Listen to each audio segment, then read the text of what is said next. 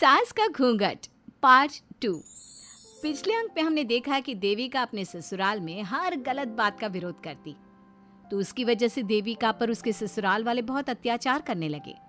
एक दिन देविका ने सचिन से कहा, सचिन, मैं तुम्हारे घर में नहीं रह सकती, तुम मुझे आज ही मेरे घर शहर भेज दो, मैं अपने मम्मी पापा के पास रहूंगी। क्यों देविका, तुम शहर क्यों जाना चाहती हो? यहाँ तुम्हें किस बात की परेशानी है? किस बात की परेशानी नहीं है सचिन, तुम्हारे घर के आदमी औरतों के साथ जानवरों जैसा व्यवहार करते हैं, मैं ऐसे माहौल में नहीं रह सकती। देखो देविका, तुम्हें यहीं रहना होगा। तुम्हारी शादी मुझसे हो गई है, अब मैं तुम्हारा पति हूँ और यही तुम्हारा घर है। अच्छा, तो तुम्हें याद है कि मैं तुम्हारी पत्नी हूँ? जब तुम्हारे पिताजी और चाचा जी मुझे एक एक हफ्ते के लिए कमरे में बंद कर देते हैं, तब तुम्हें क्यों याद नहीं आता कि जो औरत कमरे में बंद है वो तुम्हारी पत्नी है? जब तुम्हारे जीजाजी और भाई मुझसे बदतमीजी से बात करते हैं, मुझे खाने के लिए कुछ नहीं देते, तब भी तुम्हें याद नहीं आता कि मैं तुम्हारी पत्नी हूँ? देखो देविका, तुम बेकार की बातें मत करो। तुम यहाँ ढंग से रहोगी, सबकी बात मानोगी, तो कोई तुम्हें कुछ नहीं कहेगा। इस तरह जानवर की तरह रहना, ढंग से रहना है तो सॉरी सचिन, मैं नहीं रह सकती, मैं आज ही अपने घर जाऊंगी। ये बोलकर देविका अपना सामान पैक कर लेती है और घर से जाने लगती है। सचिन भी उसके पीछे पीछे चलता है और उसे समझाने की कोशिश करता है। जब ये सब जोगिंदर ने देखा तो बोल पड़ा, बहू, यह सब क्या हो रहा है? कहाँ जा रही हो? सचिन, बताओ अपने पिताजी को कि कहाँ जा रही हूँ मैं। तुम्हें शर्म नहीं आती अपने पति का नाम लेते हुए? मैं अपने पति का नाम ले रही हूँ, इसमें आपको क्या परेशानी है? आपका नाम तो नहीं ले रही हूँ ना? देविका, ये किस तरह से बात कर रही हो तुम पिताजी से? जिस तरह से करनी चाहिए उस तरह से कर रही हूँ बात। इससे अच्छी तरह से मैं तुम्हारे घर के किसी भी आदमी से बात नहीं कर सकती। तीनों की बात सुनकर घर के बाकी लोग भी वहां आ जाते हैं। तभी जोगिंदर कहता है, हमारे घर की औरतें अपने मर्दों का नाम नहीं लेती। तुम्हारे शहर में होता होगा, लेकिन हमारे यहाँ पर ऐसा कुछ नहीं होता। बहू, सचिन तुम्हारा पति है, तुम उसका नाम मत लिया करो। तुम अपने पति का नाम लेने की जगह ए जी, ओ जी, सुनो जी कहा करो। पति ना परमेश्वर होता है। तो परमेश्वर का तो हम नाम लेते हैं। क्यों माँ जी, क्या आप अपने इष्ट देव का नाम नहीं लेती? माँ जी, ये सब इन पुरुषों के बनाए तौर तरीके हैं, औरतों को दबाने के लिए। ये बेशर्म लड़की ऐसा नहीं सुधरेगी। ये हमारे घर की औरतों को भड़का रही है। सचिन, तुम इसे चुप कराओगे या फिर मैं करूं? नहीं नहीं पिताजी, मैं अभी समझा देता हूँ। चलो देविका अंदर, और कितना तमाशा बनाओगी मेरा। सचिन, मैं अंदर नहीं बाहर जाऊंगी, अब मैं यहाँ नहीं रह सकती। देविका की बात सुनकर महेंद्र कहता है, भाई साहब, ये लड़की इस घर से और गांव से बाहर ना जानी चाहिए, नहीं तो हमारे घर और गांव की औरतें भी ऐसी ही हरकतें करेंगी, वो भी मर्दों के खिलाफ बगावत करेंगी। और मैं भी देखती हूँ कि मुझे घर से बाहर जाने से कौन रोकता है। बहू, इनसे बहस करने का कोई फायदा नहीं, तुम अंदर चलो। इस गांव के मर्दों के अंदर बहुत अहंकार भरा हुआ है। देविका किसी की बात नहीं सुनती और अपना सामान उठाकर घर से बाहर जाने लगती है। तभी वहां मोहन और कल्याण आते हैं। कल्याण देविका के हाथ में से उसका सूटकेस छीन लेता है और मोहन देविका को जोरदार थप्पड़ मारता है। देविका का सर दीवार में लगता है और वो बेहोश हो जाती है। देविका, देविका तुम ठीक तो हो? भैया, आपकी हिम्मत कैसे हुई मेरी पत्नी पर हाथ उठाने की? सचिन, तुम जल्दी से देविका भाभी को अंदर कमरे में ले जाओ, मैं अभी वैद्य जी को लेकर आती हूँ। वीना जल्दी से वैद्य जी को लेकर आती है। वैद्य जी थोड़ी देर तक देविका की जांच करते हैं और कहते हैं, मुबारक हो आप सबको, आपकी बहू माँ बनने वाली है। अभी तो मैं आपको दवाई दे देता हूँ, लेकिन आगे इनके इलाज के लिए आपको दाई अम्मा को बुलाना होगा। ये बात सुनकर घर के सभी लोग खुश होते हैं। देविका को जब होश आता है, उसे ये बात पता चलती है तो वो बहुत खुश होती है। वो सबसे कहती है, मैं अपने बच्चे को यहाँ नहीं रख सकती। क्यों बहू, क्या हुआ? अब तुम ये सब बातें मत सोचो, तुम्हें आराम करना चाहिए। नहीं माँ जी, आप नहीं समझ रही।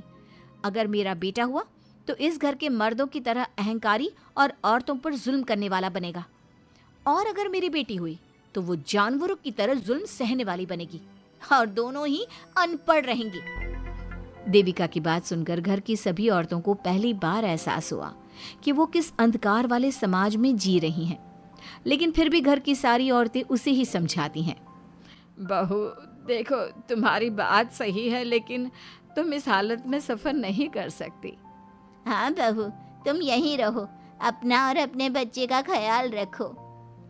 देखो ना देविका भाभी, हमें बिल्कुल भी पढ़ना लिखना नहीं आता, अपना नाम भी नहीं लिख पाते, तो आप मुझे थोड़ा पढ़ा दीजिए ना। देविका, तुम्हारी बातें सुनकर पहली बार हमें एहसास हुआ है कि कैसे माहौल में हम जी रहे हैं। तुमने हमारे अंदर उम्मीद की नई रोशनी पैदा की है। यहाँ से मत जाओ तुम। देविका ने घर की औरतों की बात सुनी तो उसका दिल पसीज गया। उसने गांव में ही रहने का फैसला लिया। वो अपने घर की औरतों को रोज पढ़ाती, उन्हें अपने अधिकारों के बारे में, देश के बारे में बताती। इसी तरह कई दिन बीत गए और एक दिन सुजाता ने सचिन से कहा, सचिन, देविका की तबीयत ठीक नहीं, तुम जल्दी जाकर दाई अम्मा को बुला लाओ ना। भाभी, दाई अम्मा क्या कर लेंगी? आप किसी डॉक्टर को बुला लो, मेरी तबीयत ठीक नहीं है। देविका, गांव के लोग डॉक्टर पर भरोसा नहीं करते। दाई अम्मा बरसों से ये काम कर रही है, वो तुम्हें ठीक कर देगी। सचिन, तुम्हारे घर वाले अनपढ़ हैं, तुम तो पढ़े लिखे हो ना, देख नहीं रहे मेरी हालत क्या हो रही है। तभी तो बोल रहा हूँ, समय बर्बाद मत करो, मैं अभी आता हूँ। सचिन दाई अम्मा को बुलाकर ले आता है। दाई अम्मा घरेलू नुस्खों से देविका का इलाज तो कर देती है। कुछ समय के लिए उसकी हालत भी स्थिर हो जाती है, लेकिन वो पूरी तरह से ठीक नहीं होती। फिर देविका सचिन से कहती है, सचिन, मुझे समझ में नहीं आ रहा, तुम मुझे डॉक्टर के पास क्यों नहीं ले जा रहे? मैं माँ बनने वाली हूँ और मुझे ये भी नहीं पता कि मेरा हेमोग्लोबिन कितना है। दाई अम्मा कर रही है ना तुम्हारा इलाज। लेकिन दाई अम्मा को कुछ समझ में ही नहीं आ रहा कि मेरे साथ क्या हो रहा है। अगर देखो तुम मुझे नहीं लेकर गए ना, तो मैं खुद ही चली जाऊंगी। अगले दिन देविका की तबीयत दोबारा बिगड़ जाती है और दाई अम्मा के किसी भी नुस्खे से वो ठीक नहीं हो रही थी। देविका ने सारी हिम्मत जुटाई और वो अकेली ही डॉक्टर के पास जाने लगी। उसे देखकर मोहन कहता है, बहू, इस हालत में कहाँ जा रही हो? आप लोगों के भरोसे रही ना तो आप लोग मुझे मार ही डालोगे। डॉक्टर के पास जा रही हूँ मैं। बहू, तेरा दिमाग तो ठिकाने पर है। हमारे घर की औरतें मर्दों से इलाज नहीं कराती। हे भगवान, इन जाहिल लोगों को मैं कैसे समझाऊं? डॉक्टर औरतें भी होती हैं। बहू, तो हमें पागल मत बना, हमने तो कभी कोई महिला डॉक्टर नहीं देखी। तू झूठ बोलकर निकलना चाहती है ना? इस गांव की सरहद से आप लोग कभी बाहर नहीं गए ना, इसलिए आप लोगों को नहीं पता कि महिलाएं डॉक्टर के अलावा क्या क्या है। ए लड़की, तुझसे तमीज से बात कर रहे हैं तो तू ज्यादा हवा में मत उड़। बोला ना एक बार, चल अंदर जा। चाचा जी, मैं अंदर नहीं जाऊंगी, डॉक्टर के पास जाऊंगी।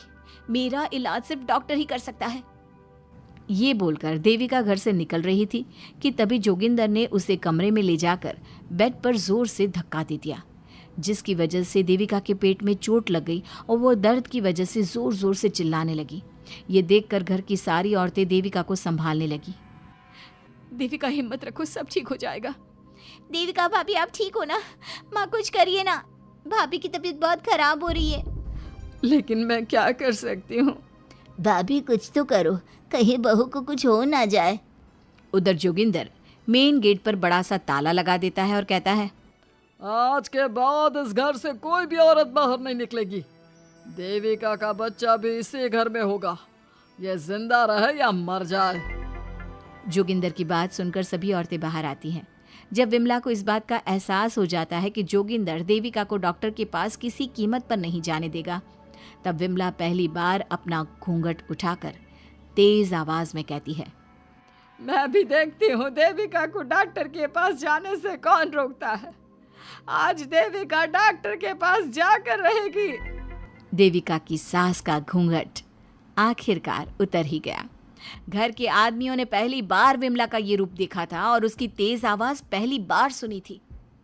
क्या विमला अपनी बहू की जान बचा पाएगी या जोगिंदर अपनी पत्नी की आवाज भी दबा देगा? ये जानने के लिए हमारे अगले एपिसोड का इंतजार कीजिए और हमें कमेंट में ये भी बताइए कि घर की औरतों को आगे क्या कदम उठाना चाहिए।